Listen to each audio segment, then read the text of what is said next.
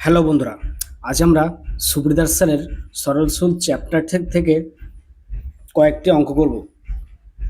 এই অঙ্কগুলো railway group D, SSC, CGL, MTS, CHSL ও রাজ্যের বিভিন্ন নিয়োগ পরীক্ষার জন্য খুবই গুরুত্বপূর্ণ।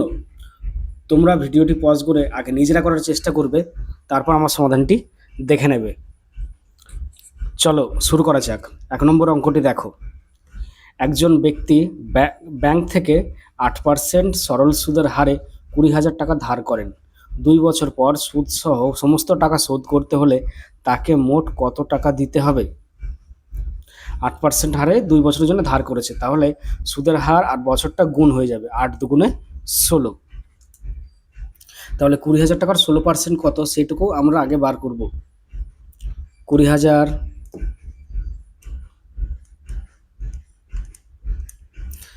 ওপরে হবে 16, নিচে 100।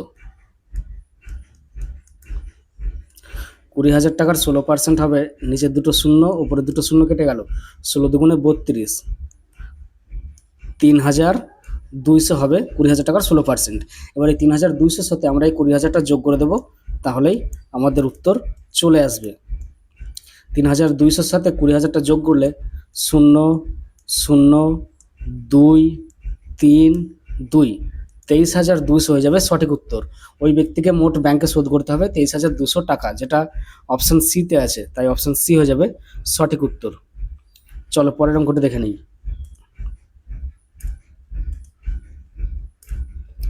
কত টাকার বার্ষিক 10% হারে একদিনে 1 টাকা সুদ হবে? একদিনে হবে 1 টাকা সুদ, তাহলে বছরে হয় 365। তাহলে 365 দিনে অবশ্যই 365 টাকা সুদ হবে। কত হারে? না 10% হারে, যেটা অঙ্কে বলে দিয়েছে। তাহলে এর অপশানগুলো দেখো, এর মধ্যে কোন টাকাটার 10% হারে 1 বছরে সুদ হবে 365 টাকা, সেটাই আমাদের উত্তর। আমরা যদি 3,650কে নিই, 3,650-এর 10% কত হবে দেখি আমরা। 3,650 ইন্টু 10/100, নিচের দুটো শূন্য ওপরের দুটো শূন্য কেটে গেল।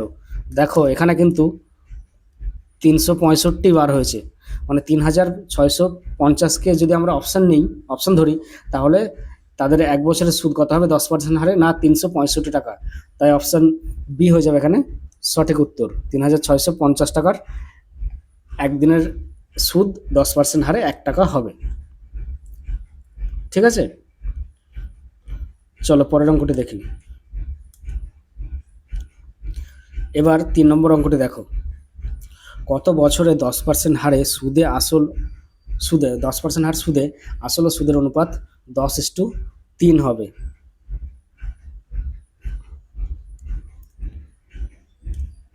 মানে আসল হবে 10 টাকা, সুদ হবে 3 টাকা। এবারে আসলটাকে আমরা 100 করবো। 100 করতে গেলে কি করতে হবে? না একে 10 দিয়ে গুণ করতে হবে, তাহলে 10কে 10 দিয়ে গুণ করলেই 100। ঠিক একইভাবে আমরা সুদটাকেও 10 দিয়ে গুণ করব। সুদটাকে 10 দিয়ে গুণ করলে হবে 30।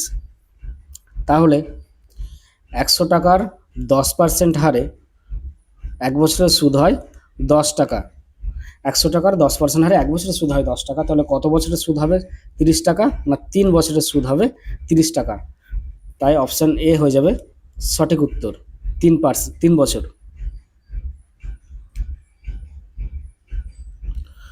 পরের অঙ্কটি দেখি।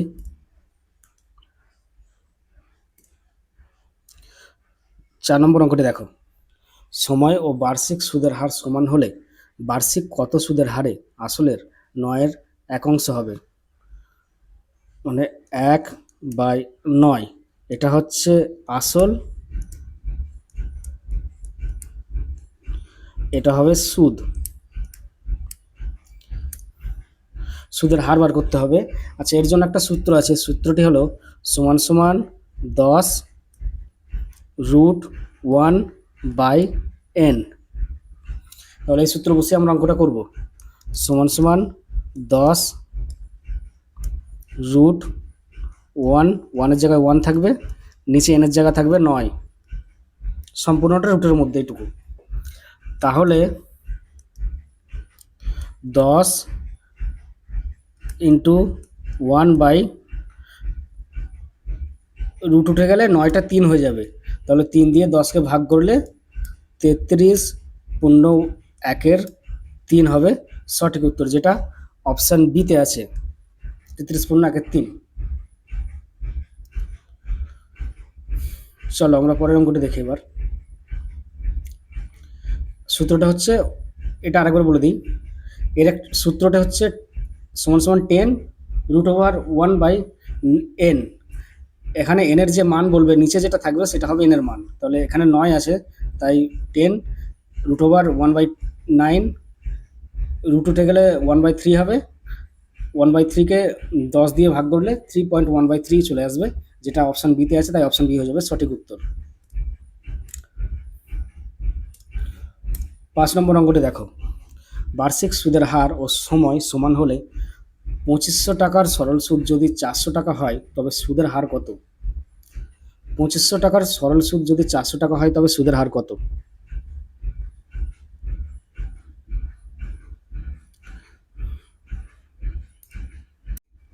এখানে আমরা অপশান দেখব আগে।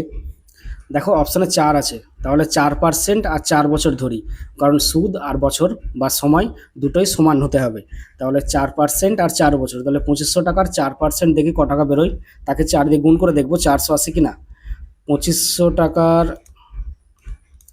4%, 4/100, 0 0 কেটে যাবে, 4×25 100। 2500 টাকার 4% হারে 1 বছরের সুদ হবে 100 টাকা। তাহলে আমাদের সময় কত? 4 বছর।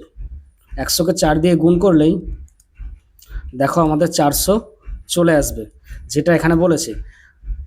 সময়ও 4 বছর, আবার সুদও 4 বছর, তাহলে সময় ও সুদের হার সমান 4, যেহেতু মিলে যাচ্ছে 400 আসছে, তাই অপশান সি হয়ে যাবে সঠিক উত্তর। না 2500 টাকার 4% হারে 4 বছরের সুদ হবে 400 টাকা, অপশান সি হয়ে যাবে সঠিক উত্তর।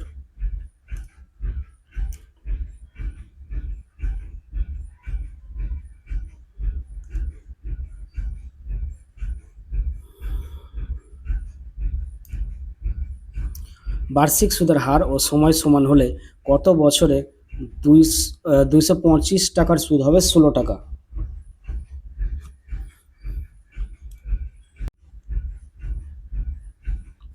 এই অঙ্কটাও আমরা ওই আগের সূত্রের মতো সূত্র দিয়ে ফেলবো, সমান সমান 10√1/n, এই সূত্র দিয়ে অঙ্কটা করব।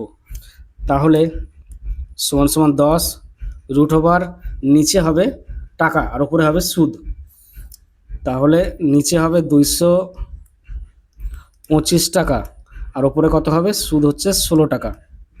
এবার পরের লাইনটা হবে 10 ইন্টু, এই দুটোরই রুট উঠে গেলে 16টা হয়ে যাবে 4 আর 25টা হয়ে যাবে 15। 5 দিয়ে কাটলে 2, 5 দিয়ে কাটলে 3, তাহলে ওপরে কত হবে? 4 দুগুণে 8, এখানে নিচে হবে 3। 8কে 3 দিয়ে ভাগ করলে হবে 3 দুগুণে 6, 2 3, অপশান এ হয়ে যাবে সঠিক উত্তর। 8কে 3 দিয়ে ভাগ করলে হবে 2/2/3, যেটা অপশান এতে আছে, তাই অপশান এ হয়ে যাবে সঠিক উত্তর। এটা হচ্ছে ফর্মুলা, 10√1/n।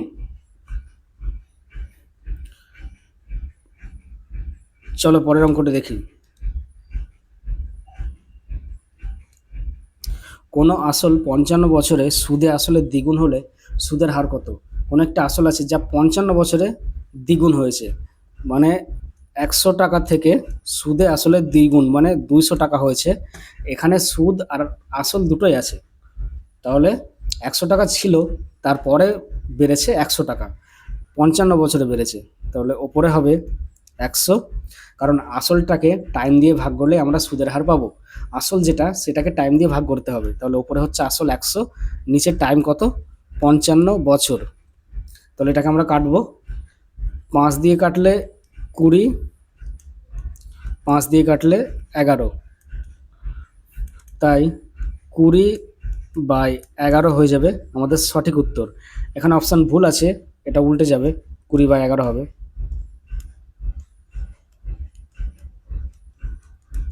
অপশন ডি 20/11 ঠিক করে নেবে। চলো পরের অঙ্কটা দেখি। বার্ষিক 12% সরল সুদের হারে কত বছরে কোনো আসল সুদে মূলে আসলের 4 গুণ হবে? 100 টাকা আসল ছিল, সেটা সুদে মূলে বেড়ে 400 টাকা হয়েছে। এবার এই 400 টাকা থেকে আসল 100 টাকা বাদ দিলে, মানে বিয়োগ করলে থাকবে 300 টাকা। এই 300 টাকা 12% হারে কত বছরে হবে সেটা আমাদের বার করতে হবে। তাহলে 300কে আমরা 12 দিয়ে ভাগ করে দেব। দেখো 12 দুগুণে 24, 30 থেকে যদি 24 বিয়োগ করা হয় তাহলে হবে 6, শূন্যটা নেমে আসবে, 5×12 = 60। অতএব 25 বছরে কোনো টাকা আসলের 4 গুণ হবে, সুদে মূলে আসলের 4 গুণ হবে। অপশন ডি হয়ে যাবে সঠিক উত্তর, 25 বছরে 12% হারে।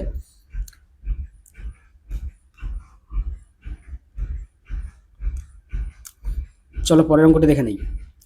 একটি মূলধন 4 বছরের দ্বিগুণ হয়, কত বছরে সেটি 8 গুণ হবে? আচ্ছা, এখানে দেখো খেয়াল করো, গুণ হয়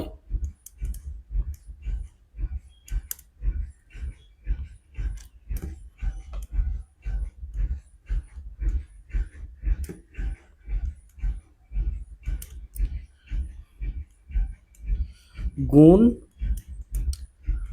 হবে, এই দুটো জিনিস ভালো করে খেয়াল করবে, একটা গুণ হয় আর একটা গুণ হবে। এই অঙ্কগুলোর ক্ষেত্রে সবসময় যেটা গুণ হবে বলে যে সংখ্যাটা থাকবে, এখানে যেমন 5 আছে, 5টা হচ্ছে গুণ হবে, মানে 5 গুণ হবে। এই 5টার থেকে সবসময় 1 বিয়োগ করবে, দিয়ে যেটার সাথে গুণ হয় কত, দ্বিগুণ হয় 4, দ্বিগুণের সাথে হয়, দ্বিগুণ হয় সাথে 4 আছে, তাহলে এই 5 থেকে 1 বিয়োগ করলে 4, আর এখানে 4 আছে, তাই 4 × 4 = 16 হয়ে যাবে সঠিক উত্তর।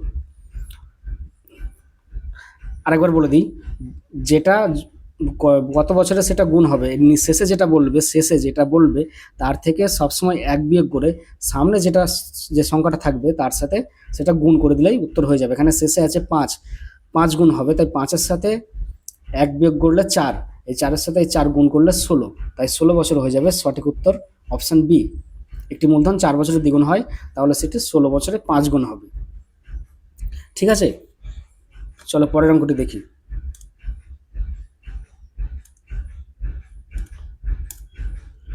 কোন মূলধন 4 বছরে দ্বিগুণ হয়? কোনো মূলধন 4 বছরে দ্বিগুণ হয়, কত বছরে সেটি 7 গুণ হবে? আগে যেমনভাবে বললাম এটাও সেভাবেই হবে, কত বছরে সেটা 7 গুণ হবে। এই 7 থেকে সবসময় 1 বিয়োগ করবে, হবে 6, দিয়ে সামনে যেটা থাকবে সেটার সাথে এই 6টাকে গুণ করে দেবে, তাহলে সামনে কত হচ্ছে 4, তাহলে 4×6 = 24 বছর হয়ে যাবে সঠিক উত্তর, অপশন ডি। শেষে যেটা থাকবে তার থেকে 1 বিয়োগ করে সামনে যেটা থাকবে সেটার সাথে গুণ করে দিলেই উত্তর চলে আসবে। চলো পরের অঙ্কটি দেখি। আর নেই, এই পর্যন্তই।